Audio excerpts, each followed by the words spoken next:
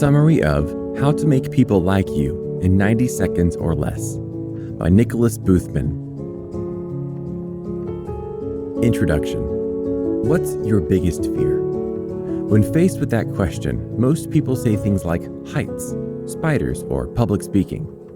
But statistics show that we're more afraid of the things we're unlikely to reveal in a quick truth or dare question. Deep down, we're primarily afraid of being awkward and being alone. We're afraid of realizing that no one likes us, or discovering that we are no one's first choice. We're afraid of being friendless. That's why, whether they admit it or not, most people are desperate to learn how to make friends and make people like them. Most of us drift through life wondering, am I doing it right? Do people really like me? What do people think when I walk into the room? These questions can fill us with so much horror and anxiety that it's often easier to avoid speaking to others at all. Even if that results in the very thing we fear, finding ourselves alone and friendless. But over the course of this summary, we're going to take an in-depth look at the necessary skills for conquering those fears and connecting with others.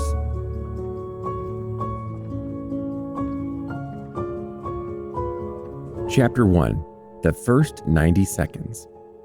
As you've probably already guessed, the 90 seconds portion of this title comes from the fact that people form their first impressions of you within the first 90 seconds of meeting you. But have you ever wondered what they see when they make that assessment? Or what factors go into their final estimation? Studies show that a first impression is comprised of a variety of assessments, including that person's estimation of your intelligence, trustworthiness, success, status, and more. Some things are relatively predictable, like the fact that people assume you are more successful or popular if they see you wearing clothes with designer labels. But some things aren't quite so easy to anticipate, and often they aren't based on things you can control. For example, we can't control the features we're born with. But as Princeton University discovered that participants consistently rated people with round, baby-like faces or feminine features as being more trustworthy. We also can't control our gender, ethnicity, attractiveness, or whether or not we need glasses. But a 2017 University of Toronto study found that when asked to watch a video of a person delivering a speech, participants consistently rated speakers who were white, male, attractive, and not wearing glasses as being more charismatic or powerful. Similarly, a 2007 British study found that people tend to rate men and women with tattoos as being untrustworthy, less attractive, and more aggressive. When read together, the results of these studies indicated that our first impressions are not only formed in haste, they are also often based on latent sexist, racist, and classist stereotypes. Unfortunately, of course, there is little we can do to change another person's innate bias, especially when it is based on factors outside of our control. But there are some things we can do to make a positive first impression, and we're going to take a detailed look at those tips in the next chapter.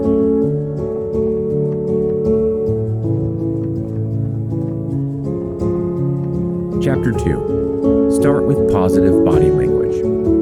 Body language is often a more powerful communicator than words, especially within the first 90 seconds of meeting someone.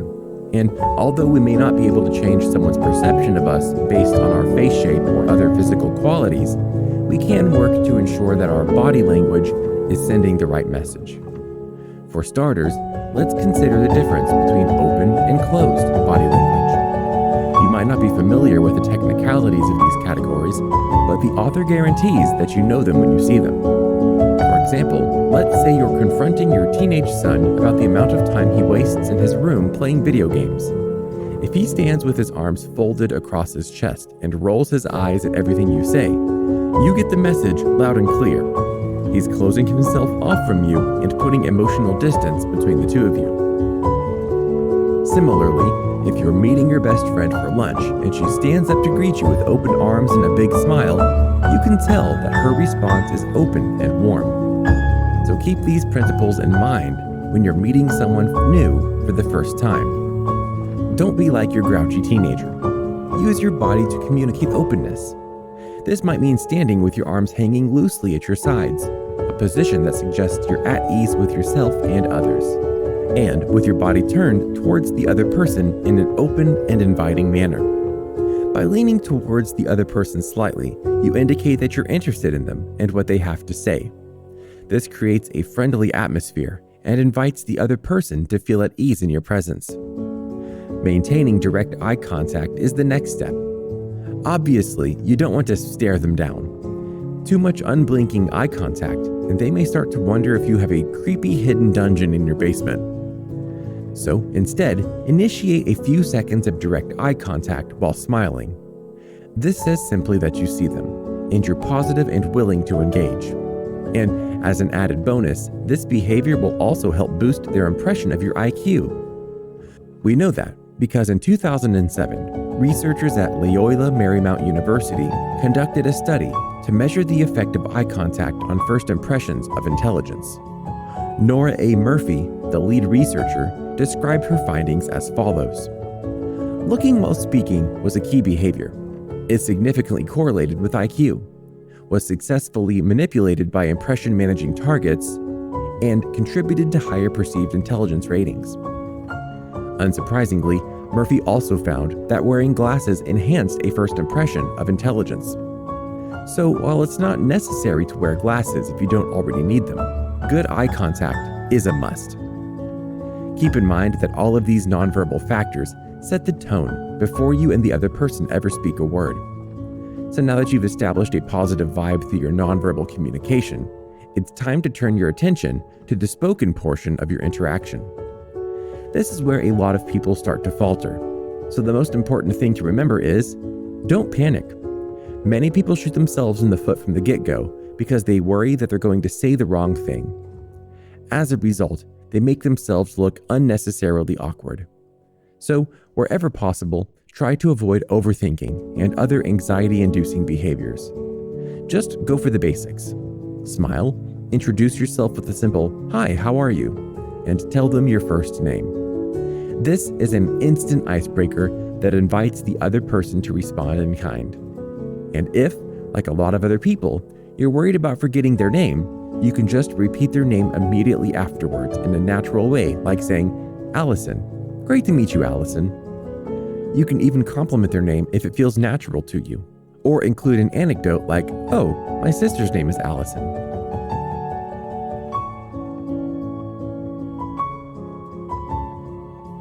Chapter 3. Moving Beyond Introductions. So let's say you've nailed the introduction. You're feeling confident and the first impression has gone well. Now what? Many people start to get nervous at this point because they struggle to think of conversation topics or worry that they'll say the wrong thing. And that's why this chapter is going to focus on the technique of establishing a good rapport. Rapport is defined as a close and harmonious relationship in which the people or groups concerned understand each other's feelings or ideas and communicate well.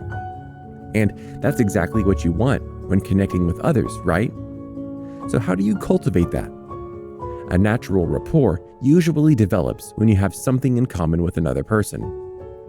For example, let's say you meet someone new and discover that you have a mutual friend or are members at the same gym. This will give you an instant point of connection and enable you to talk freely about your shared interests. Even if you two ultimately have very little in common, you'll feel like you do, and this will facilitate a sense of kinship and pleasurable communication. But what do you do in situations where you don't have that instant in with another person? In these cases, there are other ways to build a good rapport, and they start with your attitude. Although you might think the success of the conversation is determined by your shared interests or the other person's response, the truth is that the attitude with which you approach the conversation is actually the biggest deal breaker of them all. The author describes the differences between these attitudes as being useful and useless. So let's take a look at the characteristics of each type. As you've probably already imagined, a useful attitude is the one you want to cultivate because it's a positive starting point. The key difference is that a useful attitude is characterized by your assessment of what you want out of the conversation. In other words, It's when you start the conversation by thinking, I want to get to know this person, or I want to make a positive impression on this person so they can help me with my customer service issue. By contrast, a useless attitude concentrates on the aspects of the scenario that you don't want. If, for example, someone gets your order wrong at McDonald's and you angrily demand to speak to the manager, you're not really thinking about how the manager feels or about anything positive that can come from the conversation.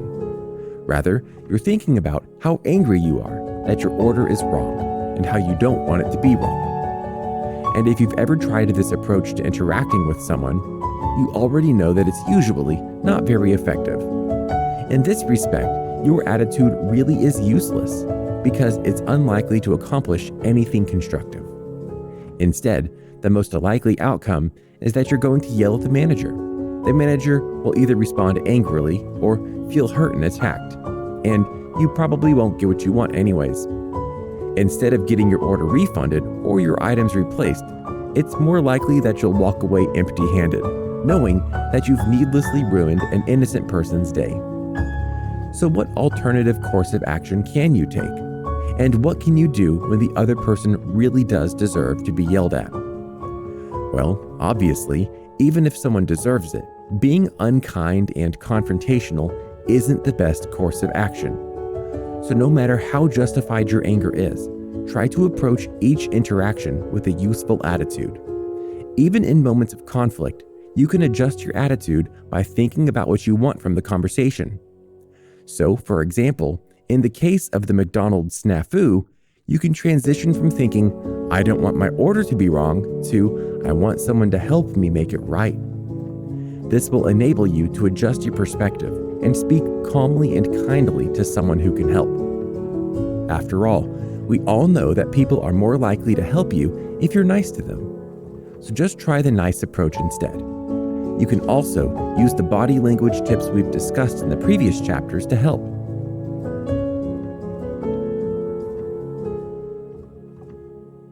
Chapter 4: How to be a good conversationalist. But now that we've considered how to build rapport during conflict, let's take a look at rapport building strategies for more neutral situations. As we've previously mentioned, nonverbal communication establishes the tone for your first impression, but conversation takes you the rest of the way. So, how can you be a good conversationalist? To get the conversation off on the right foot, the author recommends starting with questions that invite the other person to talk freely. For example, what do conversation experts, psychologists, and professional interrogators have in common? They all believe that following the rule of 5 W's and an H is a great idea. Okay, maybe don't lead with that question in an actual conversation with someone, but you get the idea. If you're not familiar with the 5 W's and an H rule, don't worry, it's really simple. It's simply a way of describing 6 questions that begin with who, what, where, when, why, or how. Questions that follow this format are awesome for starting conversations because they invite conversation. For example, let's say you're at a new cocktail bar that's just opened in town. You're sitting next to someone you don't know, and both of you have been waiting on your drinks forever. If you wanted to strike up a conversation with that person, you could apply the body language tips we've already mentioned, adopt a useful attitude, and say something like, "So, what drink did you get?" This is an open-ended and inviting question that can't be answered with a yes or no response. Rather, it invites the person to reply in detail. Once they tell you what they ordered, you could respond by saying something like, "Oh, that sounds great. I ordered the espresso martini. I hear it's supposed to be really good." This, of course, invites the other person to remark that they love coffee, or maybe tell a funny anecdote about their experience with espresso martinis. Either way, it keeps the conversation flowing in a natural and friendly way, which is exactly what you want. Even if you two don't share similar tastes, the friendly vibe of the conversation will enable you to connect and enjoy each other's company. Because although it's nice to have something in common with another person, it's not necessary for forming friendships or even enjoying a casual chat. In fact, many people who are very different from one another maintain close friendships because they enjoy each other's company. So keep this in mind as you strike up a conversation. You can also keep the conversation flowing by asking questions that build on what your partner said. For example, if the other person says, "I don't go out too often, but I've had a really stressful day at work, so I thought I'd grab a nice cocktail to relax," you should say something like, "Oh, I know the feeling. What do you do for work?" No matter what other strategies you employ, showing interest in your conversation partner is the best way to connect every time. It's also guaranteed to help the other person form a positive impression of you, because everyone likes it when people are nice to them and interested in what they have to say.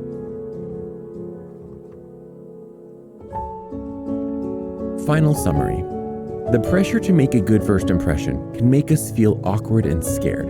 We all want to make friends and to make people like us, but many of us feel as though we don't know how. Fortunately, however, you don't have to flounder throughout life in confusion. By practicing open body language and displaying positive nonverbal cues, you can put forth a positive impression in the first 90 seconds of meeting someone. But once that first 90 seconds is up, remember to keep the conversation flowing by starting with a friendly introduction, remembering someone's name, and asking open-ended questions that show you're interested in what they have to say.